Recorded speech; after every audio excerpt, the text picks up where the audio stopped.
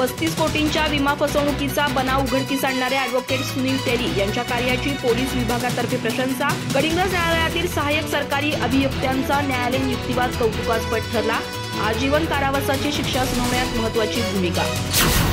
गडिंग्लज जिल्हा आणि सत्र न्यायालयातील सहाय्यक सरकारी अभियोक्ता अॅडव्होकेट सुनील तेली यांचा कोल्हापूर परिक्षेत्राचे विशेष पोलीस महानिरीक्षक सुनील फुलारी यांच्या हस्ते विशेष सत्कार करण्यात आला. त्यांच्या प्रभावी युक्तिवादामुळे 35 कोटी रुपयांच्या विमा फसवणुकीचा बनाव उघडकीस आणत आरोपीला आजीवन कारावासाची शिक्षा सुनावण्यात आली.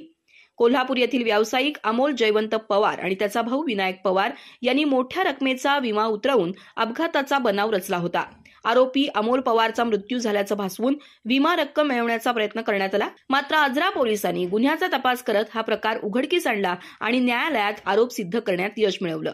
या खटल्याच्या न्यायालयीन सुनावणी दरम्यान सरकारी पक्षातर्फे अॅडव्होकेट सुनील तेली यांनी अत्यंत प्रभावी युक्तिवाद केला, ज्यामुळे आरोपीला न्यायालयानं आजीवन कारावास आणि 5,000 रुपये दंडाची शिक्षा सुनावली.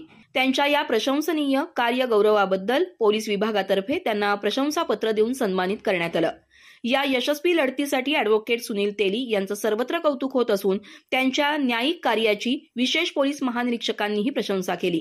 त्यांच्या पुढील न्यायिक कार्यास शुभेच्छा देत हा सन्मान करण्यात आला.